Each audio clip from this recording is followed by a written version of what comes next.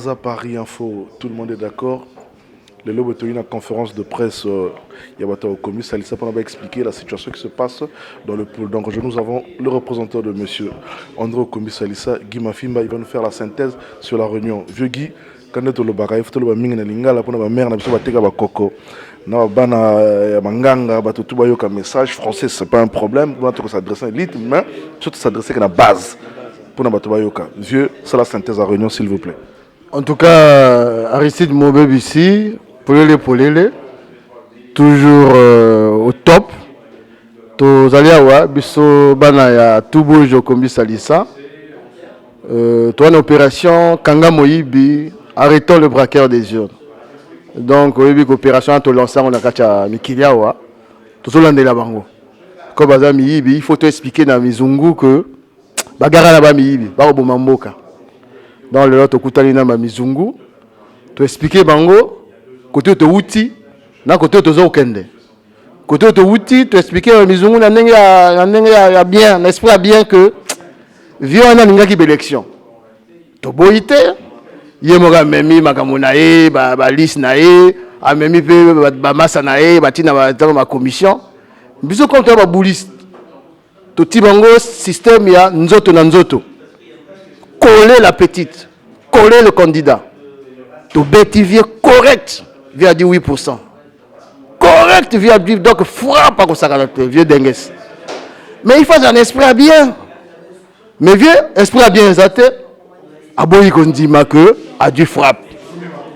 Et comme on peut se coller, au moins c'est que vieux, a comme on mis ça, comme on bizarre. Ko kanga bateau, ko boxer bateau, mais à côté c'est qu'on a cop moka mystique, il y a ko bomamboka du style à Ake, na poule, ce sont nos compatriotes, ce sont des Congolais. Tout quoi qu'on dit matin que, tout quoi qu'on n'a quoi imaginer même pas que bateau ba ukrainien, ba outi soki wapi, ba bombarder bateau ba Congolais là-bas. Donc plutôt hier on a expliqué dans Bizungu, première chose que makambe ko se passer dans Congo, to uta kikuna. To bêti vieux, mais vieux colère et l'équipe, à mon bête de kili. Faux esprit. Il faut, bango moto me maquiller, ali moutna bango, il faut pas joyer. Baka na soki na Corrèze, soki na Bordeaux, soki donc na Reims. Côté petit na Ramoga de la kuna etali bango, mais biso na musuna bisa vieux anaté. Première chose. Deuxième chose, tu dois attirer attention à Mizungu. Il y a vieux Hollande. Que yémoto ça qui discours na Dakar à lobby alternance démocratique, il faut ba congolais, il faut ba africain, ba zouango. Tout ça bien route. Mais tout le monde dit que esprit est mystique. Mais tu comprends boule que ah ba yu maman ouais, ba créer que réseau moko ouais. Pour ba ko jabangiri, ba protéger vieux dengues. Mais raison to démonter lango. Il faut na sifa ba yo que réseau on est allé démanteler en ce moment. Ouais, à démonter. Donc, on a commis deux au mur. Et troisième chose, pour la conférence de presse, tu as expliqué tout simplement, il y a tout bouge, au combi Salissa, grand prêtre devant l'Éternel. Tu as expliqué vraiment simple que, juste là, tu as candidaté, transition, gaga. Tu as dit que, ça l'erreur, il y a une élection, tu as bêti bango, commettre encore bagaf. Problème est tout ce qu'on veut maintenant, vient se retirer. Il faut jouer à Bomoto, viens se retirer.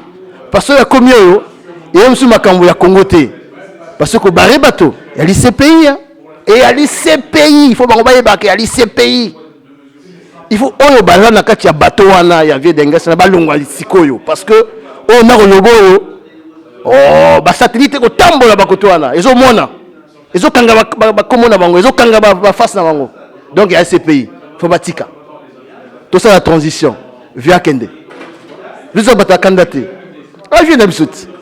À Kende, tout ça la transition. Peut-être 1 an, 2 ans, donc organiser certainement l'élection. Donc voilà, petit Nanga Mobeb ici, Kop Nenge Zalaki, conférence de presse, Namikidi, dans le 5e arrondissement, côté l'élite intellectuelle des Zalaka, Collège de France, Sorbonne, quartier latin, voilà. Donc tout ça à côté, tu peux si ma solo, Mizungu va se payer bien, Bajuno va se payer bien, l'échange est salami correct. En tout cas, on a bon espoir. Mais si par rapport à esprit on a toujours tout le bakande tout le bara bato ba okima na sima ba sanglier bato boye ba uta ba mboka ba uta ba zamba ba ina Brazzaville l'exode rural ba lingi ko barrer que bato ba ko tia bato ba poison ba jomo zanga tina to maramwana te siko yo vieux siko maramwana siko yo c'est-à-dire remettre nango zanini petit nanga oyebi que soki to lobi to fingi moto to fingi te to eli net to sala net exorcisme. Tous ceux qui sont que non, au bout de moment peut-être besoin de battre que bon monsieur côté besoin qu'on a sangliété. Beaucoup de qu'on a monde normal donc toi bateau, toi sangliété. Donc tous ceux qui sont que boutique à copoana, toi sangliété. Donc bateau on a l'autre moment il y a que fingaté. Ndé tous ça la bango net moi objection à conscience. Parce que dans le but c'est que ces pays ils ont un bateau. Ces pays ils allient. Toi on a un problème à réseaux sociaux.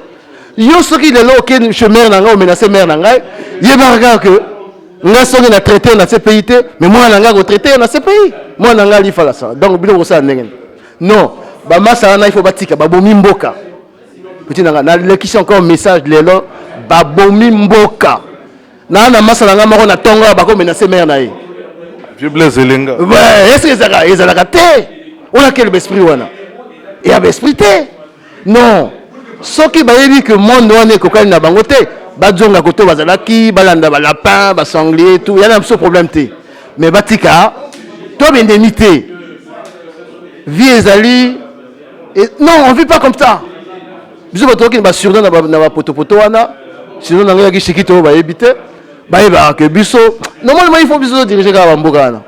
Ouais, petit, il faut pas démarrer. Mais bon, mais si par rapport à Maramotonde, tout le monde a commis Kokangabato, trafic d'influence, intimidation, dynamique qui lit. Mais je veux savoir maintenant, tribalisme, ça part d'où? Oh, petit, il faut comprendre, il y a panique.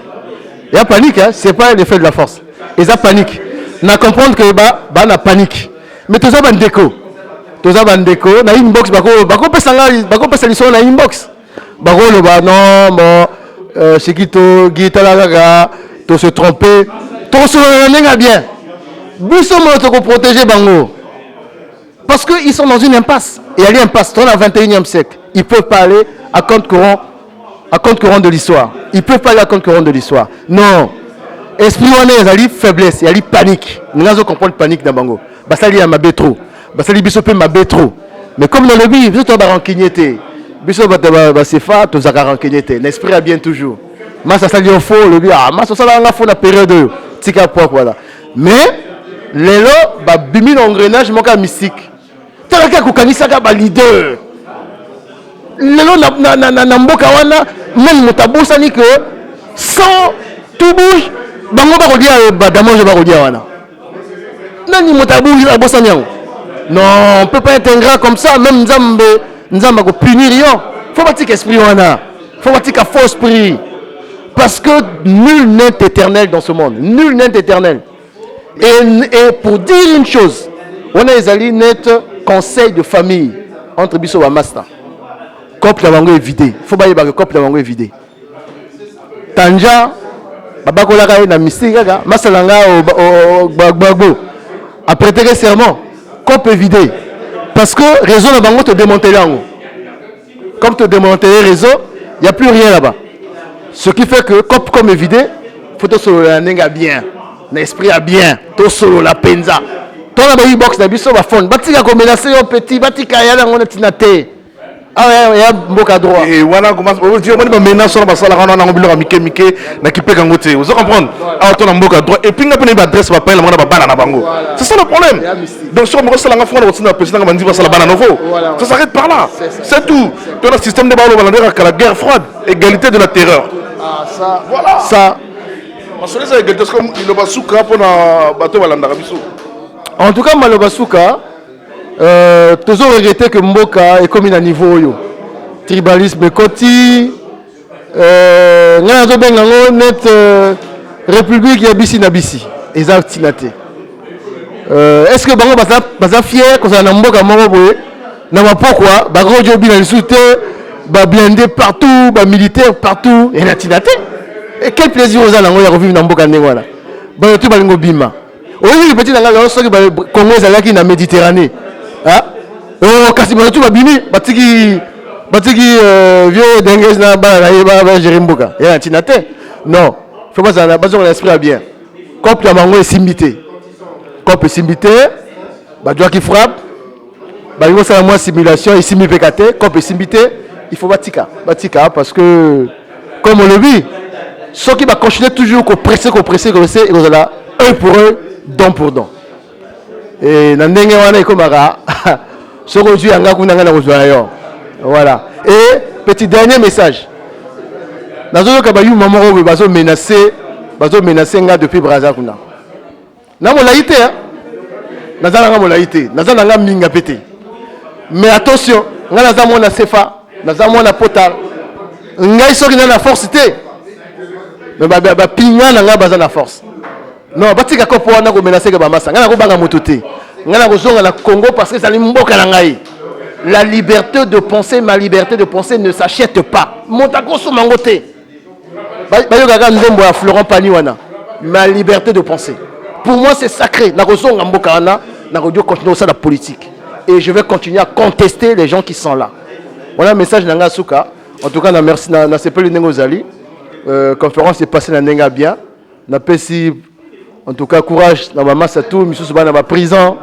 Misusu bana clandestinité, misusu bazo torturer bango. Le batik esprit wana. Voilà. Merci vieux. Merci.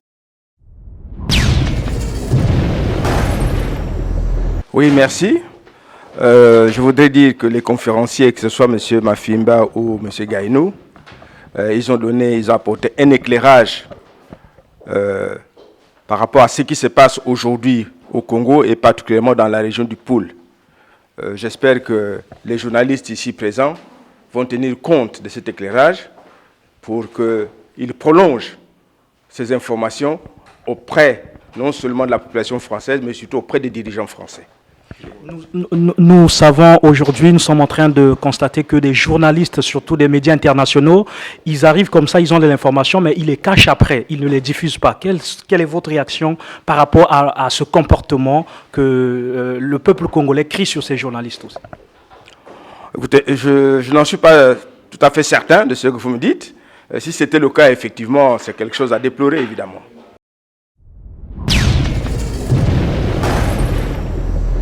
Topesi mbote na ba peuple congolais du courage na mamote zoleka na Brazzaville. On est ensemble avec vous et surtout na mokonzi na biso André Okombi Salisa, vraiment beaucoup de courage, moral et abétant comme gona mafimba uti ko basika sikoyo bati nzete biso ti libende, donc on est toujours debout. On cède pas. On continue, on est là pour la liberté pour la biso pour la mboka na biso. To lingi que to sanganaka, to sololaka pour na makambo oyo concerné mboka. To ali pour na ko bomanate. Ce qui bo lingi mboka, il faut ko solola pour to poussa mboka ke na liboso. Que to banda ko bomana, ko banda ko sala mabe. Net na minu auto to zoloba oyo côté na biso na CADD. Bo kangi ba batebele ezabiate. Na yoki moto moko ya CADD oaki na mondoki to a okangaka bato to azo braquer na bandaka bato azate moto nyonso ya CADD, que ce soit l'homme de la CADD ou femme ya CADD, bako parler politique balingi évolution na mboka na bango, bazo bundela liberté na bango, liberté d'expression na liberté à vie. Bokomi ko kanga bato na banzela, bokomi ko mona moto soka t-shirt ya André Okombi Salisa, ça fait un problème. Tu as évité ceux qui ont dit ça à Bomi Platokuna, et à Bozo Kangabato, pour la preuveté. Au combien juste en train de parler politique pour l'évolution et la liberté des citoyens congolais. Oh, les lobes azali, prisonniers na mboka na bango. Congolais azali libre na katsa mboka na été, à koki kolobate, Congolais comme le kola mopaya, ou à qui na mboka bato, à koko passer message été. Oh, le bozo salaisa soni pour nabiso. To lingana, na bo solo, to bomanate, to lingamboka na biso avancé. Tu as dit 4 millions d'habitants, ils ont vraiment ok. 4 millions, au bout de besoin de l'Obana, ils ont un biso bateau dans la Libanda. Bon, donc il y a peut-être 2 millions. À part d'étrangers, il y a Mboka. Donc vraiment, bon, mais Mboka na solo, tout bon que Mboka. Merci. Brazza Paris Info, tout le monde est d'accord. Banya Mama, comme d'habitude, nous sommes toujours là, debout accrochés. pour véhiculer le message. Le président Kombi Salsa avait parlé, il a été droit dans ses bottes. Il a été cohérent, il a dit qu'il ne se laissera pas faire. Et il ne va jamais cautionner la victoire de l'usurpateur, M. Denis Sassou Nguesso. Message qu'il a occupé ce bénéfice. Continuer d'ici peu, les sanctions économiques vont tomber au pays. Que le président ivoirien Laurent Gbagbo prêtait aussi serment. Donc, le fou guéri là, serment n'a pas prêté, il y a que serment à Yandi, il y a un groupuscule à Yandi. Vous le métal là, il y a eu moins de 10 chefs d'État na Boalkuna. L'Afrique compte combien d'États? Donc, les sanctions économiques vont tomber. Il n'y aura plus de liquidité au Congo-Brazzaville et lui-même, il y a une place en Gekwenda. Si on a Kinshasa, ou la Centrafrique, ou bien je ne sais où, restez serein, la victoire est certaine. Il y a une Kwenda, il y a une Moni, Betkeven a besoin que Meng coule Mingi, donc il y a tout qui est Salaka pour que maintenir pression, il y a une Kwenda. Donc, Koubana Kunkwati, jusqu'au fin fond de où ils sont là-bas, en Soinké. Banamboka bozala tozala bokibo moko yanike kwenda yandi imeni. Oui, monsieur Guéino, quel est l'objectif de cette conférence de presse? Cette conférence de presse avait pour objectif de montrer à la presse, dire à la presse internationale, dénoncer les atrocités qui se passent dans le pôle, surtout dans la partie sud du Congo, parce qu'on ne peut pas accepter que de telles atrocités puissent se passer dans notre pays et que la presse internationale reste muette. Mais qu'est-ce que les Congolais peuvent retenir de cette conférence de presse? Écoutez, je pense que le message est bien passé puisque nous avons dénoncé ce qui se passe dans le pôle. Il s'agit d'un crime contre l'humanité. Eh bien, les conséquences sont nombreuses lorsqu'on commet un crime. Et c'est l'État, c'est donc Sassou Nguesso, qui est en train de commettre un crime et je pense que le message est bien passé. Et comment est-ce qu'appelle ça? Vous avez négocié, certains parlent de la transition, il y a d'autres qui veulent un départ en douceur. Qu'est-ce que le peuple peut attendre de vous? Le peuple doit attendre de nous le fait que nous ne lâcherons pas, que nous ne laisserons pas quelqu'un qui n'a pas été élu, qui est sorti selon certaines données 4e ou 5e. On ne peut pas accepter que quelqu'un qui est devenu totalement impopulaire puisse diriger un pays comme le Congo. Le peuple voulait de l'alternance. On l'a démontré. Il ne peut pas s'imposer par la force. Déjà, le changement de la Constitution a été rejeté par le peuple tout entier. Et là, l'élection, il a été désavoué totalement. Et il ne peut pas s'imposer par la force. Ce n'est pas possible, il ne pourra pas gouverner. Donc tout ce que nous demandons est que M. Sassou Nguesso quitte le pays, qu'il nous laisse gouverner le pays. Il y aura une transition, on met en place une transition. Et à l'issue de cette transition, on organise les élections. Je vous remercie, M. Gaï. Merci beaucoup.